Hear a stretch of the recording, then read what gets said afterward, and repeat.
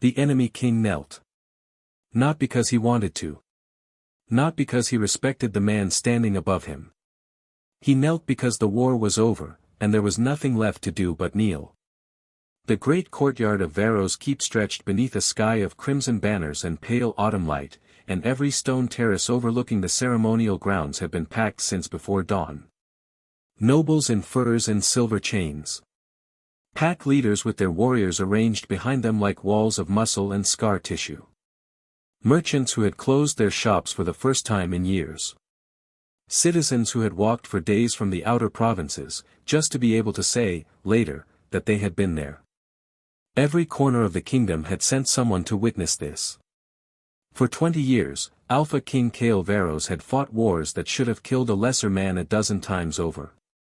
He had broken rebellions before they could spread.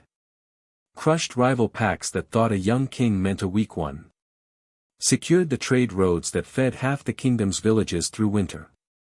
Pushed the borders outward, year after year, until the map of Varros looked nothing like the fragile, bleeding territory he had inherited.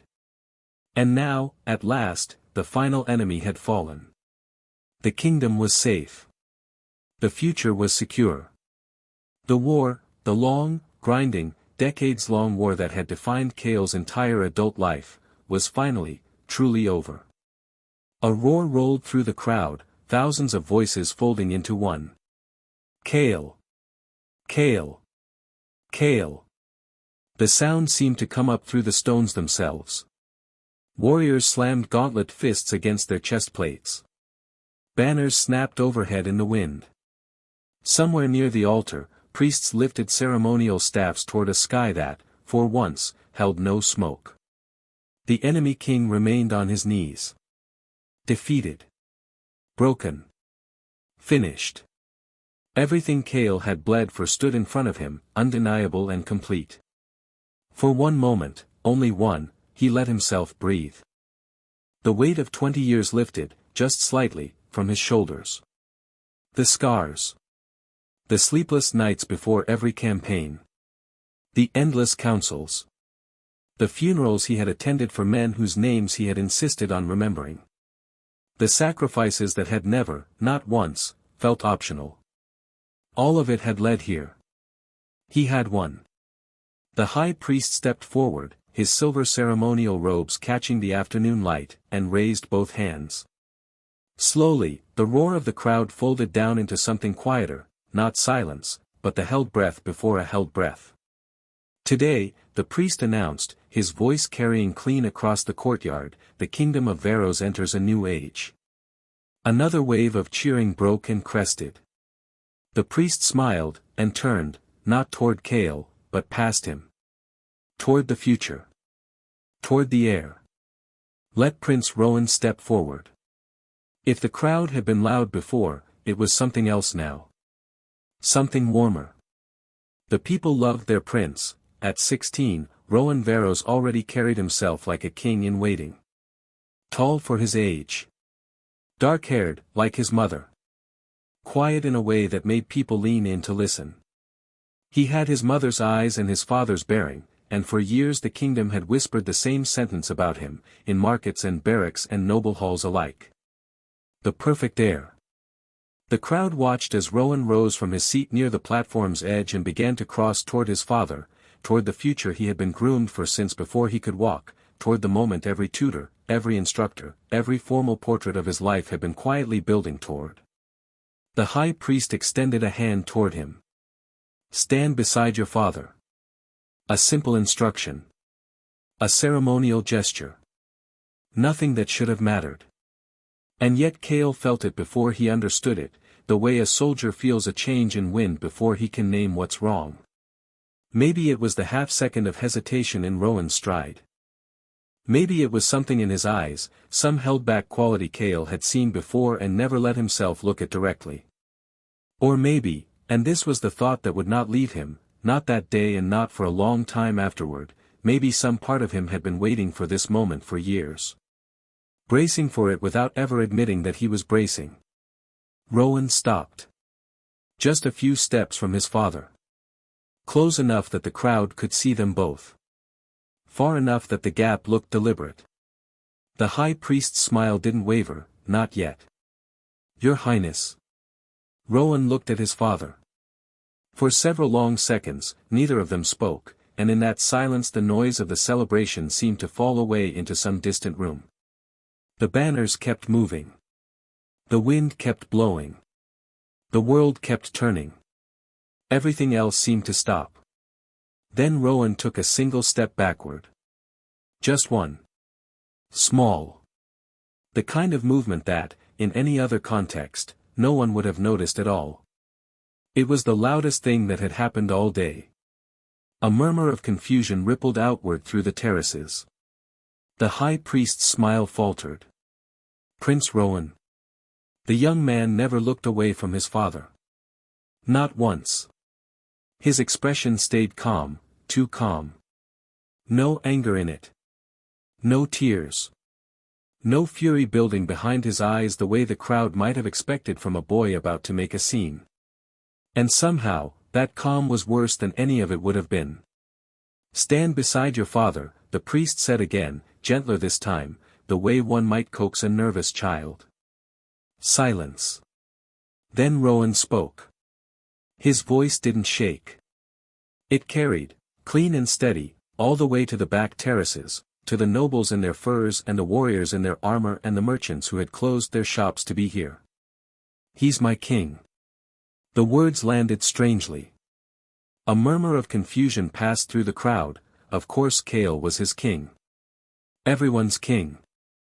Why would the prince say something so obvious, with that strange weight in his voice, as if it were the beginning of something rather than the whole of it? The high priest blinked, waiting for the rest. Rowan gave it to him. But he is not my father. For a moment, nothing happened at all. Then the silence arrived, not the silence of a crowd holding its breath, but something heavier. The cheering didn't fade. It simply stopped, all at once, as if someone had reached out and closed a hand around the entire courtyard. Banners kept moving in the wind. Somewhere below, a horse shifted its weight. Somewhere in the upper terraces, a ceremonial cup slipped from someone's fingers and struck the stone, and the sound of it rolling, metal against stone, seemed to go on forever. No one moved. No one breathed. Thousands of people stood frozen, the kneeling enemy king, the motionless warriors, the priests staring in open disbelief, the nobles trading glances that all asked the same unanswerable question. What had they just witnessed? Only one man in that courtyard understood completely. Kael Varros. The victor. The legend. The king who had never lost a war in 20 years of fighting them. Because unlike everyone else watching, Kael knew exactly what his son meant, and the understanding hurt worse than any wound he had carried off any battlefield. Worse than broken bone. Worse than the long winter he'd spent recovering from an arrow that had come within an inch of his spine. Worse than fire, or steel, or the screaming exhaustion of a siege that wouldn't end. Because this humiliation, this quiet, devastating rejection in front of an entire kingdom, had not started today. It hadn't started this year. It hadn't even started when Rowan was old enough to put words to what he felt. This had started 12 years earlier. On another battlefield, after another victory, on the day Kael Varros made a choice that seemed necessary. A choice that seemed noble. A choice that everyone, his generals, his council, his kingdom, had praised him for making. The day he won a war, and without realizing it, began losing his family. The crowd was still staring. The silence was still stretching, taut as a drawn bowstring. But Kael barely saw any of it anymore, because Rowan's words had pried open a door he had spent years making sure stayed shut. And as the memory pulled him backward, another voice rose up to meet him, a voice he hadn't heard in 3 years, soft and quiet and final. His wife's voice.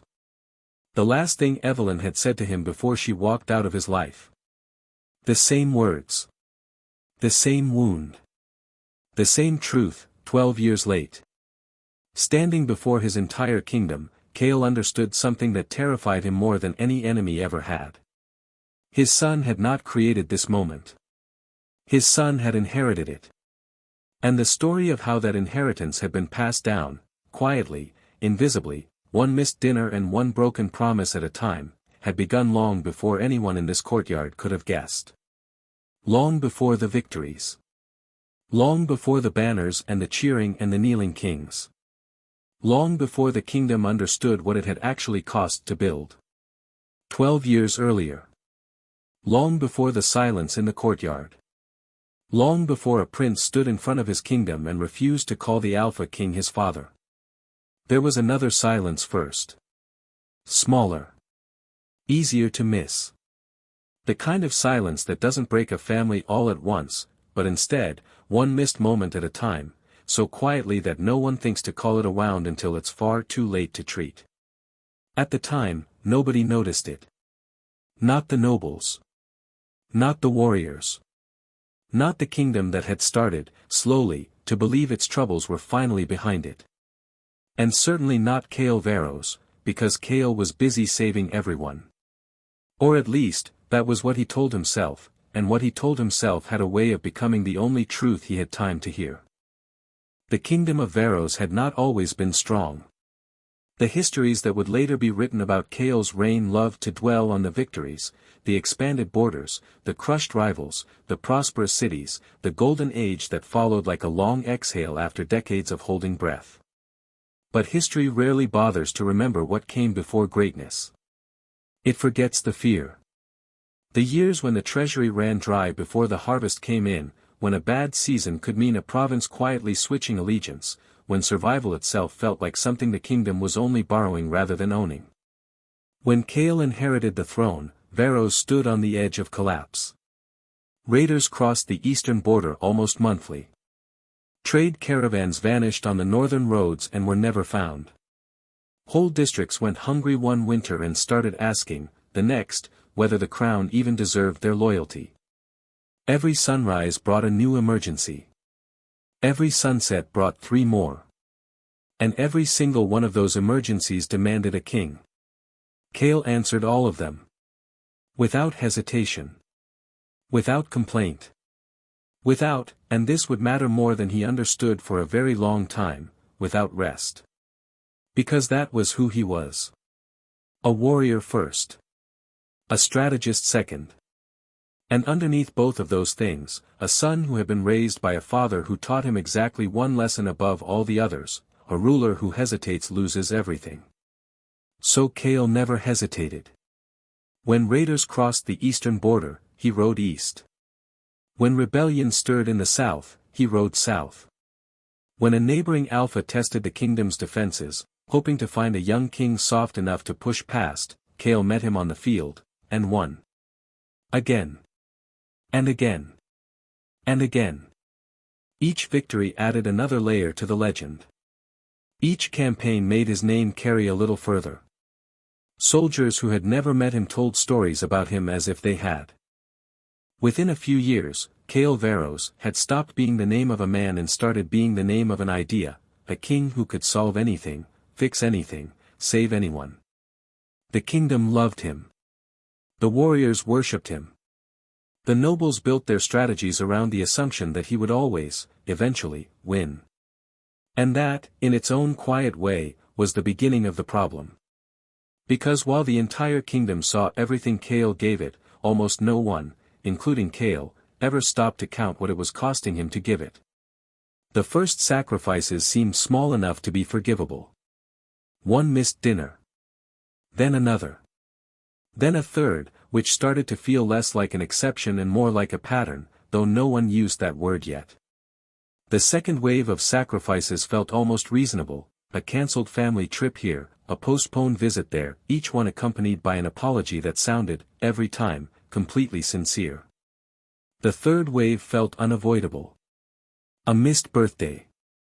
Then another. Then one more after that. Every absence came with a reason. Every disappointment came with an explanation. And reasons, Kael discovered without ever quite admitting it to himself, were remarkably easy to collect, especially when the kingdom genuinely did need him, which it almost always did. At least, that was what he told himself. And what he told himself was, eventually, what he told his family. The royal palace sat above the capital like something carved from the mountain itself, a fortress of stone and dark timber that had outlasted 3 dynasties before the Varros line had ever claimed it. But for Evelyn Varros, none of its halls mattered half as much as one small room, the family dining room, with its low fire and its worn wooden table, the one place in the entire palace that was supposed to belong to them and no one else. It was warm there, when Kael was home. Filled with the kind of laughter that didn't need an audience. Which was becoming, with each passing season, a rarer and rarer thing to hear. One evening, rain ticking softly against the window panes, Evelyn sat across from her son while the candles burned low and dinner went cold on its plates.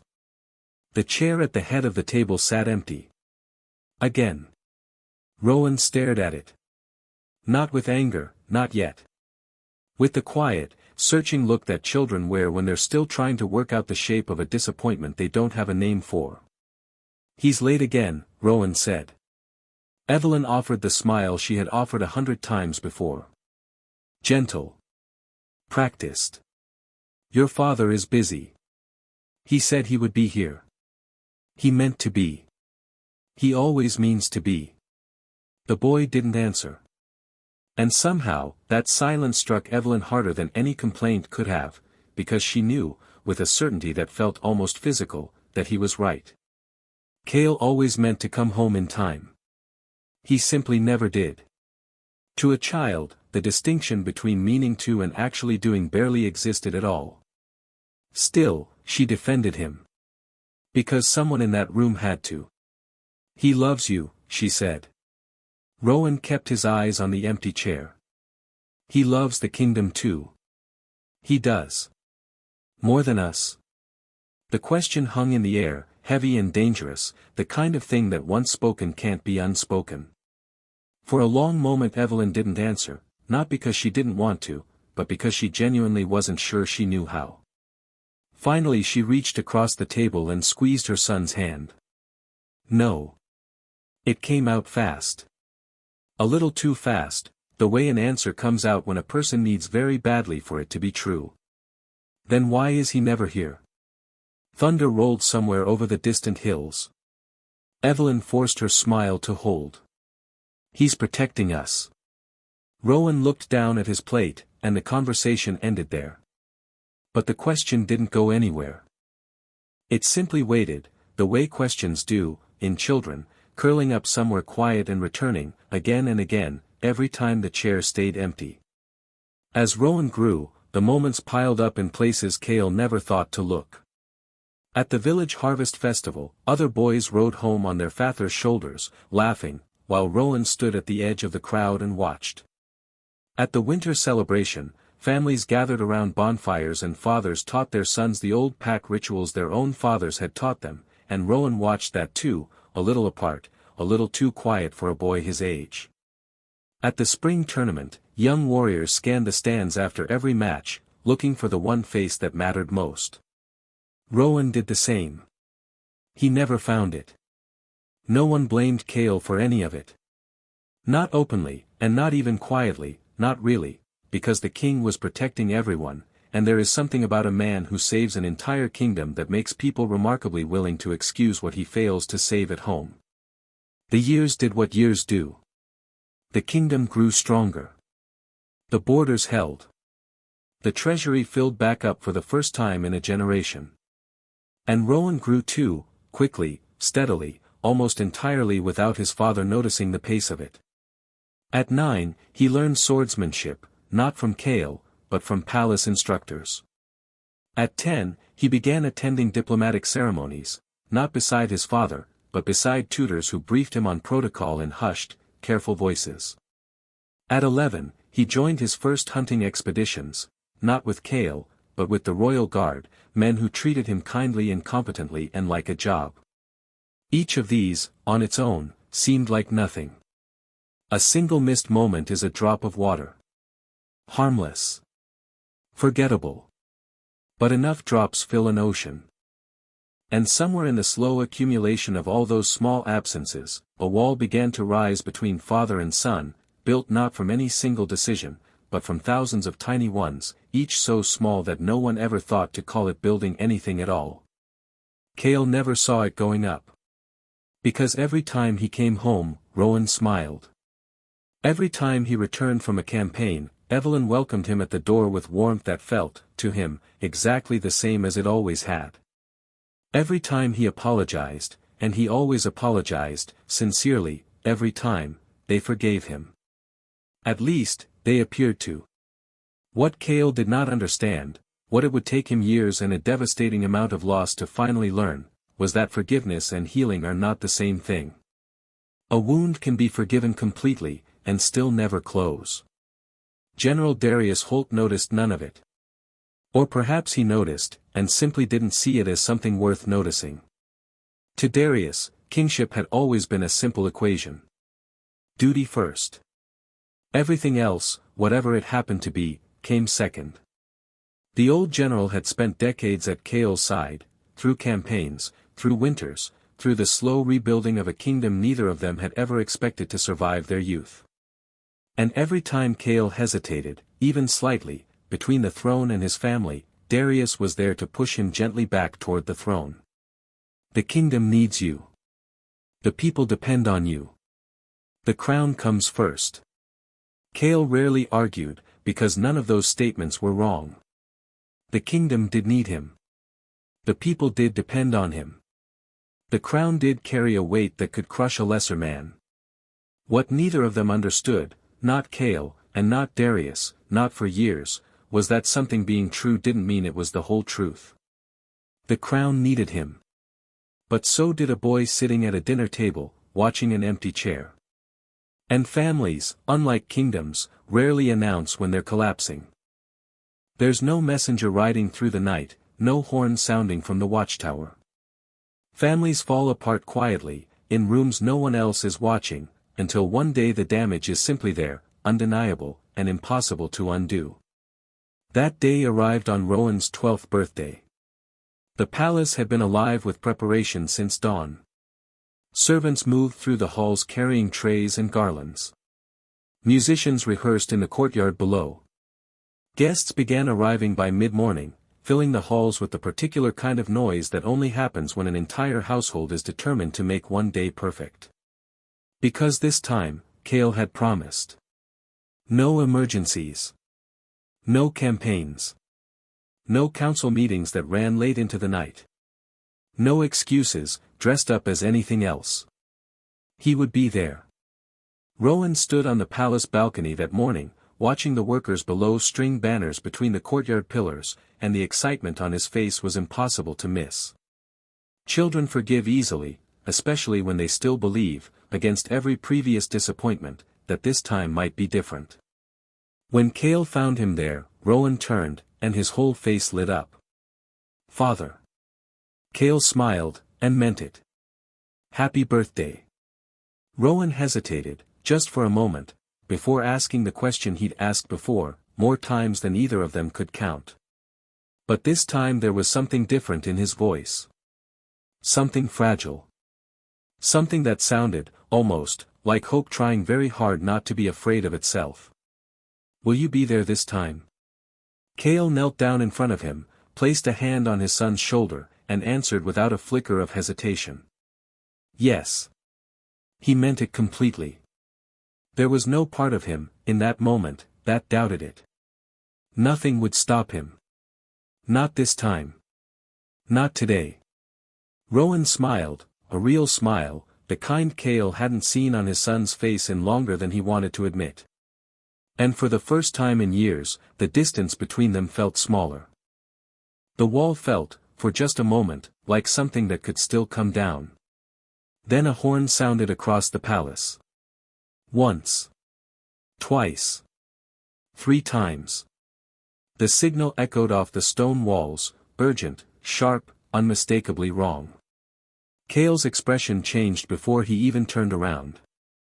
A messenger arrived moments later, breathless, pale, his uniform still dusted with road grime from a hard ride. "Your Majesty." He struggled to get the words out. "The eastern border." A pause that lasted only a second, but felt much longer. "The eastern border has fallen." Kael was already moving before the orders were given. Before the soldiers had even begun to assemble, some part of him had already made the choice, the same choice he always made, the one that had built a kingdom and was, without his realizing it, slowly unmaking a family.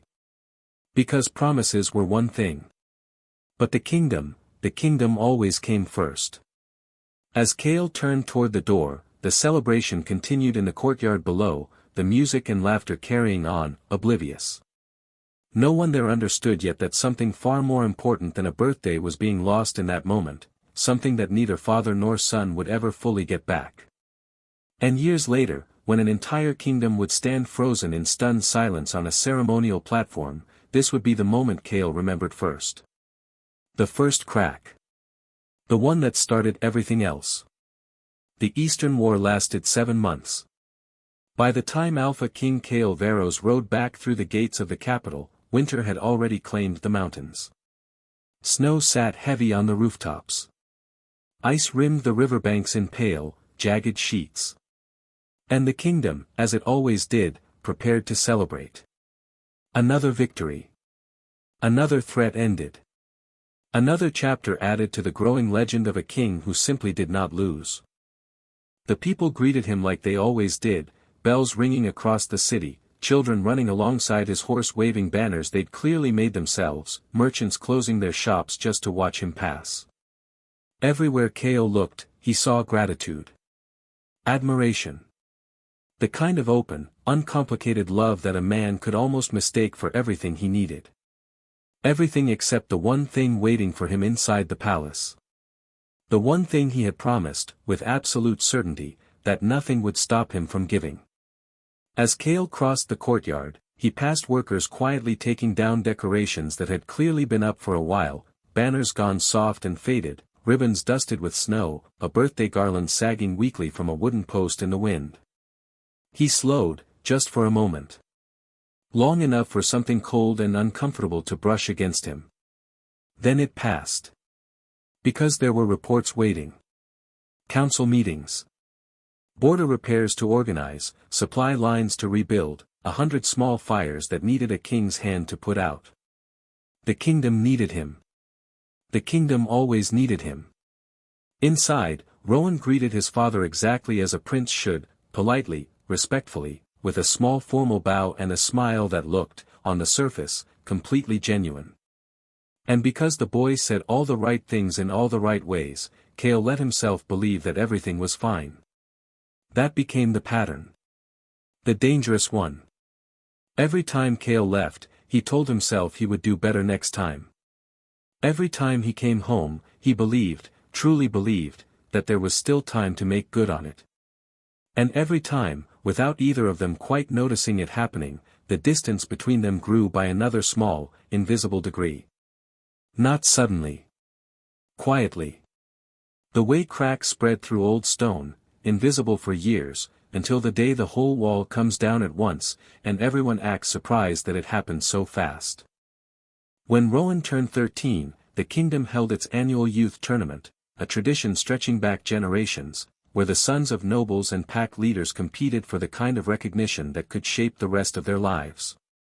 That year, for the first time, Rowan entered. The arena overflowed. Word had spread that the heir of Varros would finally step into the ring, and the air buzzed with the kind of anticipation that only comes once a generation. Evelyn sat in the front row, watching, waiting. Every few minutes, Rowan's eyes drifted toward the royal section, toward the empty seat that had been reserved, as always, for his father. It stayed empty. Kael was 3 days' ride south, mediating a border dispute that had threatened, for a few tense days, to become something much worse. Another crisis. Another responsibility. Another reason, and by now, even Kael had stopped pretending the reasons were anything but a long, unbroken chain. The tournament went on for hours. Match after match, and through all of them, Rowan kept winning. His footwork was clean. His instincts were sharper than anyone expected from a boy his age. With every round the crowd's cheering grew louder, until finally only 2 competitors remained, Rowan, and the son of a rival Alpha, in a final match that the entire arena seemed to lean into at once. The duel ran nearly 20 minutes. Steel against steel, neither boy giving an inch, until Rowan finally found the opening he needed and disarmed his opponent in a single decisive motion. The arena exploded. Evelyn stood, beaming, clapping until her hands ached. The instructors praised him. The nobles murmured approvingly to one another about the future of House Varros. And Rowan, in the middle of all of it, with the whole arena on its feet for him, looked, just once, toward the empty royal seat. Still empty. The applause, to him, suddenly sounded quieter. Much quieter.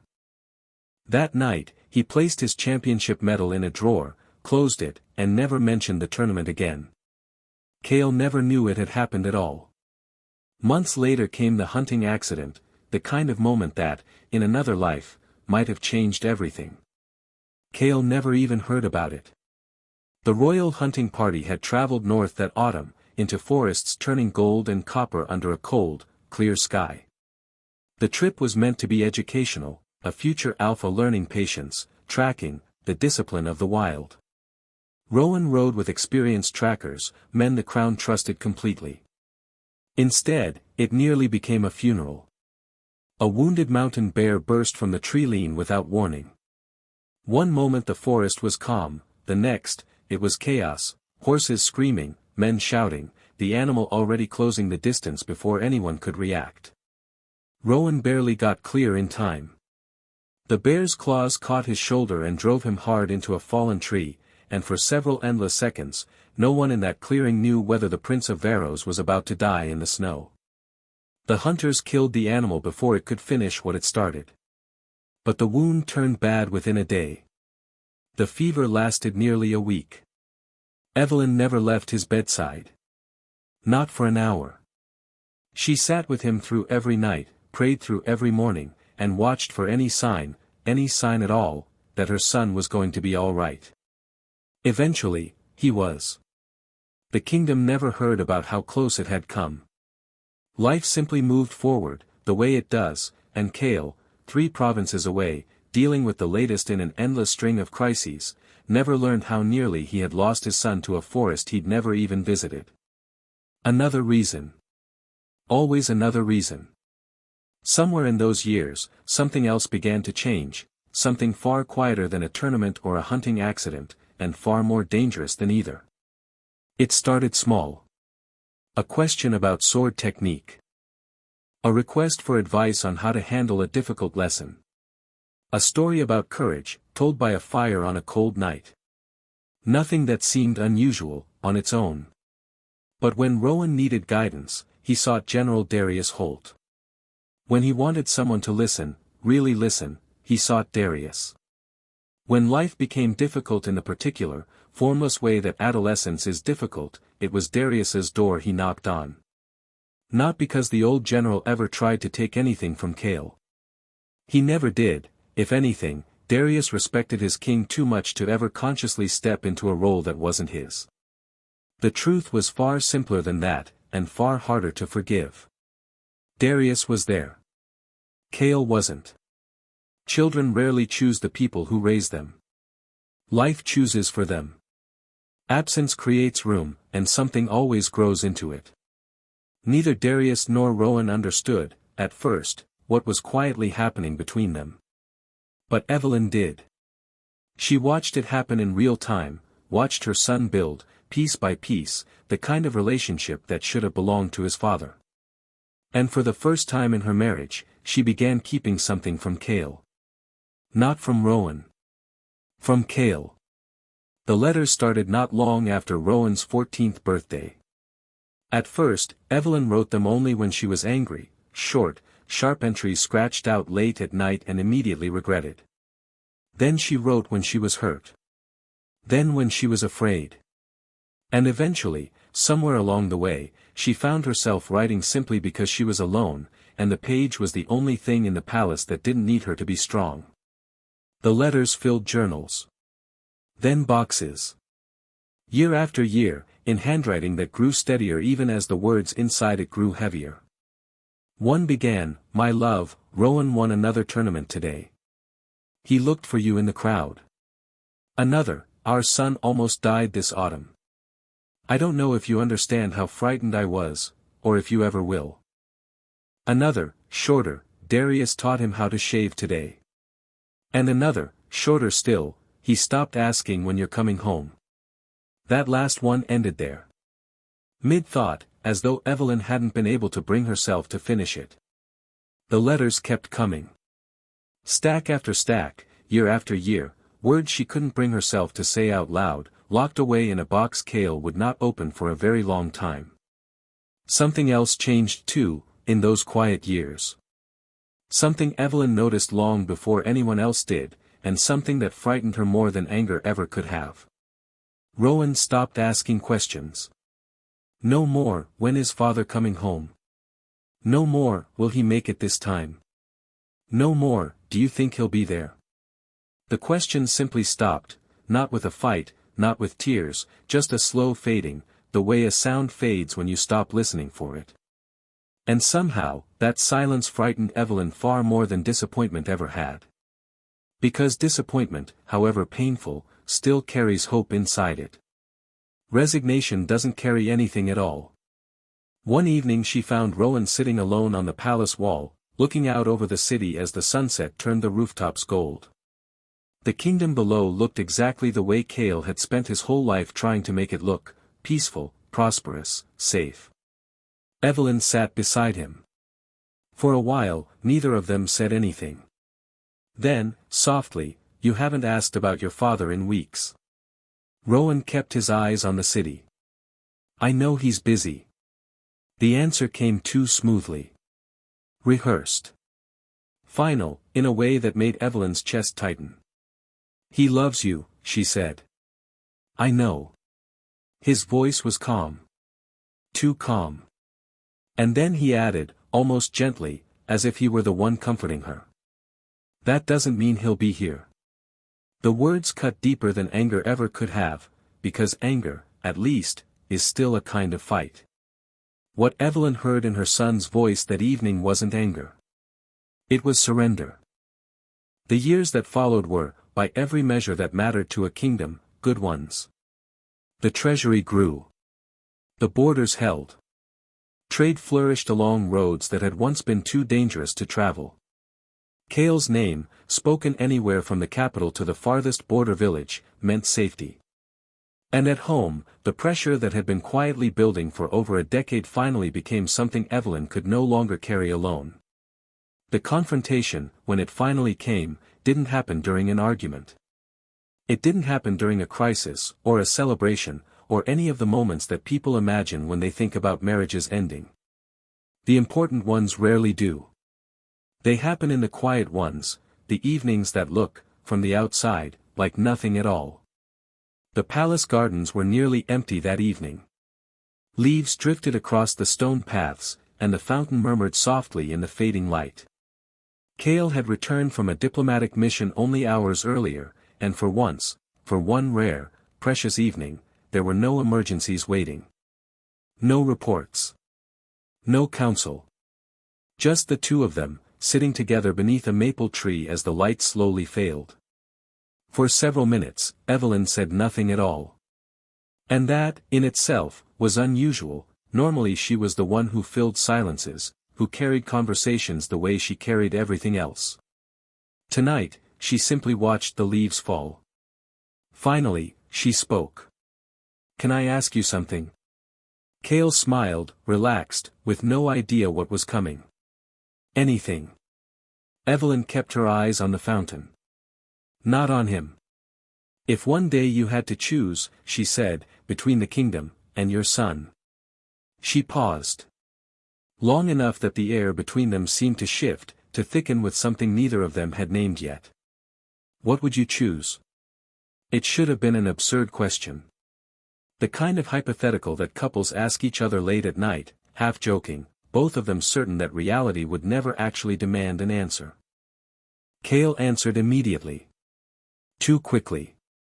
Without the half-second of thought the question deserved. "The kingdom." Silence. The fountain kept flowing. The leaves kept falling. The sun kept sinking behind the palace walls. But something inside Evelyn went still, not visibly, not dramatically. No tears. No raised voice. Nothing that anyone watching from a distance would have noticed at all. That was the terrifying part. Because for the first time in their marriage, she didn't defend him. Didn't explain him. Didn't reach, the way she always had, for the version of the sentence that made it sound better than it was. She simply sat there. Silent.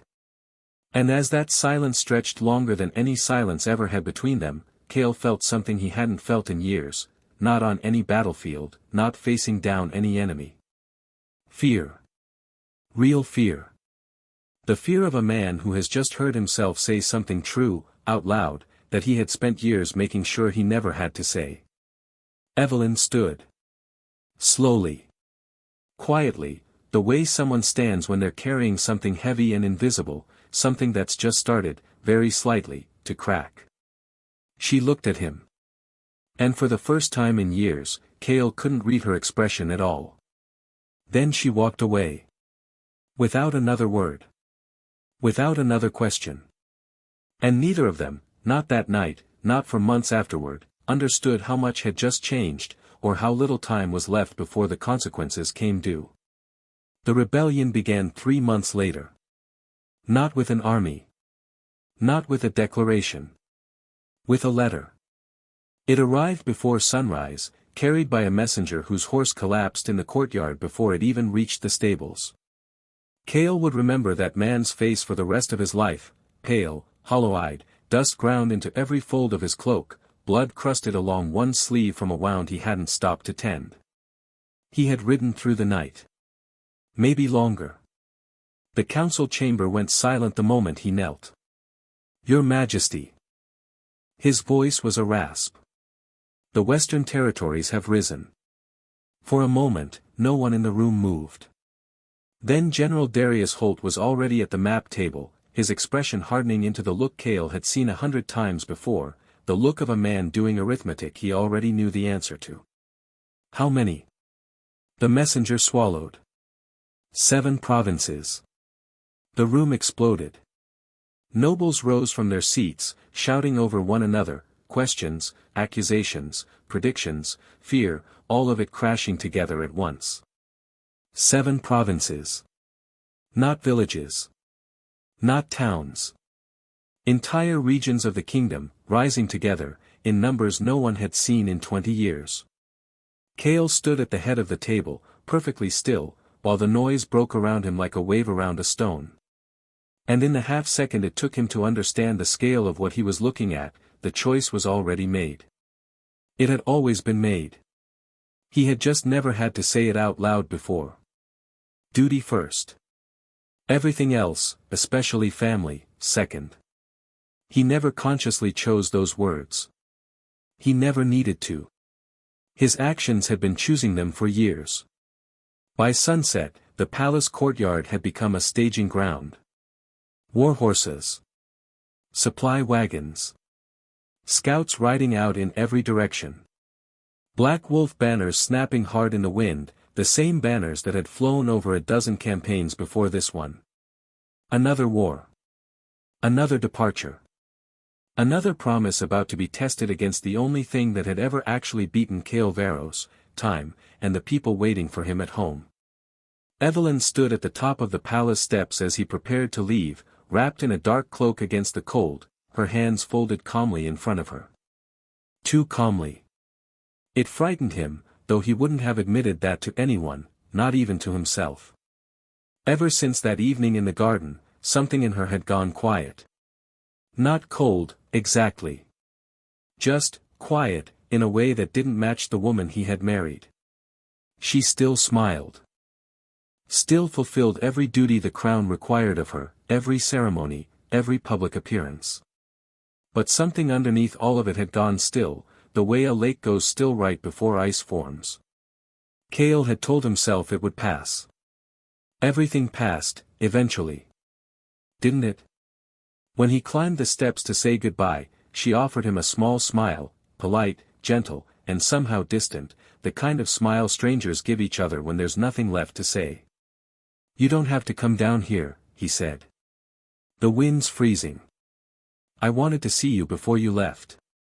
Something about the way she said it sat wrong with him, not the words themselves, but the care in them, the deliberateness, as though she were memorizing the moment. As though this goodbye were different from all the others. Kael dismissed the thought before it could fully form. It was easy to dismiss difficult thoughts when an army was waiting at the gate. I'll be back before winter, he said. The promise came automatically, the way all his promises did. Evelyn nodded. Of course. No argument. No disappointment. Just acceptance, and somehow, that was worse than either of those things would have been. Then she stepped forward and wrapped her arms around him, holding on a little longer than usual. He felt her heartbeat against his chest. Felt something in her that he couldn't quite name, a sadness that seemed to go further down than sadness usually did. For one brief moment, some instinct screamed at him to stay. Not because staying was possible, it wasn't, but because something about this moment mattered in a way the others hadn't. Some part of him understood, just for a second, that he should stop. Listen. Pay attention. Then the horn sounded from below. The army was ready. Duty called. And duty always won. Kael kissed her forehead, promised again that he would return, and rode away, watching the palace shrink behind him, with no idea that he had just seen his wife for the last time. The Western Rebellion turned out to be worse than anyone had predicted. Entire regions changed allegiance overnight. Fortresses fell, were retaken, and fell again. Supply lines collapsed faster than they could be rebuilt. Every time Kael believed he had finally found the end of it, another province rose, another lord defected, another battle demanded everything he had left to give. The kingdom consumed him completely. Morning reports. Night marches. Sieges that bled into negotiations that bled into more sieges. There was never enough time. Never enough of him left over for anything that wasn't the war. The letters from home grew fewer. Then fewer still. And then, without Kael quite noticing the exact moment it happened, they stopped coming altogether. At first he assumed Evelyn was simply busy, running the palace alone, managing the 1,000 small crises that came with a kingdom at war. Then he stopped assuming anything at all, because that was what war did. It shrank the world down until only the battlefield existed, and everything outside it, including the people he loved most, simply faded into something he would deal with later. By the time the rebellion was finally, completely crushed, nearly a year had passed. 10 months of blood, sacrifice, and fighting. 10 months away from home. The kingdom celebrated. Another victory. Another chapter in the legend. The ride home should have felt like relief. Instead, it felt wrong, a feeling Kael couldn't name and didn't examine too closely, because he told himself it was exhaustion. Nothing more. But the closer he got to the capital, the stronger the feeling became. By the time the palace appeared on the horizon, it had settled into something heavier than unease. Something closer to dread. The city welcomed him exactly as it always did. Bells. Cheering crowds. Children waving banners. The same welcome he had received a dozen times before. This time, it felt hollow. As if something essential had quietly left while he was gone, and the city simply hadn't noticed yet. The first sign was a vase. A simple one, in the family wing, standing empty on a side table near the music room. Evelyn had kept it filled with fresh flowers every week for as long as Kael could remember, without fail, in every season, even during the leanest years of his reign. Now it sat empty, dust gathering faintly along its rim. A small thing. The kind of detail a man might walk past 100 times without seeing it. Except Kael saw it. And once he had, he couldn't stop seeing the others.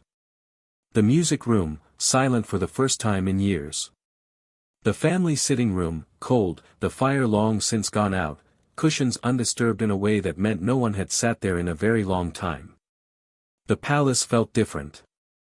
Not abandoned, something quieter than abandoned. As if its heart had simply stopped beating while no one was listening for it. Kael's pace quickened through the corridors. Servants lowered their eyes as he passed. No one spoke unless spoken to, and no one volunteered anything at all.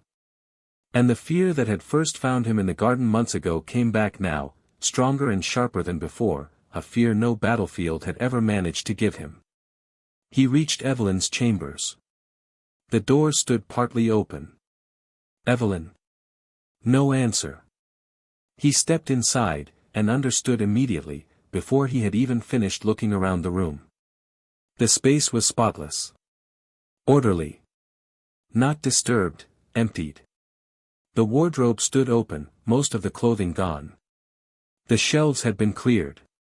Personal belongings, the small things that had made the room hers, were simply gone. There had been no struggle. No accident. No violence of any kind. A choice. She had chosen this. Kael stood frozen in the doorway, unable to move, unable to think past the single word that kept repeating itself in his mind. Gone. Then he saw the box. It sat on her writing desk, small and plain, waiting, there was no other word for it. Waiting, the way something does when it's been placed exactly where it's meant to be found. His hands felt strangely numb as he crossed the room. The lid creaked softly as he lifted it. Inside were letters. Dozens of them, stacked neatly, each one dated in handwriting he knew better than his own. 12 years of dates. 12 years of words he had never been given the chance to read. He picked up the first one, and began. It described Rowan's 9th birthday, the one Kael had missed. Every detail was there, the decorations, the music, the excitement on a small boy's face as he kept glancing toward the door, waiting, hoping, believing, right up until the moment that belief quietly ran out. The next letter described the tournament. The medal in the drawer. The empty royal seat that Rowan had looked toward, just once, before deciding never to look again. Then another letter. And another. Each one a small, precise record of a promise broken, a moment missed, a reason given and accepted and quietly filed away. The hunting accident was in there too, 3 pages, written in handwriting that grew shakier with every line, describing a week Evelyn had spent at their son's bedside not knowing if he would survive a wound his own father would never learn about. Hour after hour, Kael read. And with every page, something inside him kept breaking in small, quiet increments, the same way, he realized with a kind of sick clarity, that his absence had broken his family. Not all at once. One letter at a time. But the most devastating discovery in that box wasn't Rowan's pain, though that alone was enough to bring a man twice Kael's size to his knees. It was Evelyn's. Because woven through every single page, in every single year, was the same pattern, repeated so many times it had become its own kind of prayer. He loves you. He's doing this for us. He'll make time soon. He didn't mean to miss it. Over and over. Year after year. For 12 years, Evelyn Varros had stood between her husband and the consequences of his absence, defending him to a son who deserved better, shielding a relationship Kael himself had never been present enough to maintain, carrying alone a weight that had always, quietly, belonged to both of them. And Kael understood, with a clarity that arrived far too late to do anything about it, that Evelyn hadn't left because she'd stopped loving him. She had left because she could no longer carry the weight by herself. The final letter sat alone at the bottom of the box. The last page. The last truth she had left him. His hands trembled as he unfolded it. The words were short. Simple. Impossible to escape. You taught the kingdom how to follow you. Kael's chest tightened. His eyes moved to the next line, the one that would echo through every quiet moment of the rest of his life. You never taught your son why he should. The room went silent in a way that wasn't ordinary silence. It was the kind of silence that arrives after something breaks, the kind that doesn't fade, because it isn't waiting for anything to fill it. Outside the palace walls, the kingdom celebrated another victory, bells ringing across a city that had no idea what had just happened inside it. Inside, Alpha King Kael Varros sat alone with 12 years of letters spread across his wife's empty desk, finally understanding the cost of everything he had built. He had spent years teaching strangers to follow him. Years inspiring armies, earning loyalty from men who would die for him without hesitation. And somewhere in all of it, he had forgotten to give the one person who needed him most a single reason to call him father. For the first time in his life, the legendary Alpha King had no enemy to fight. No battlefield to win. No strategy that could undo what 12 years of absence had already done. Only consequences. And they were only just beginning.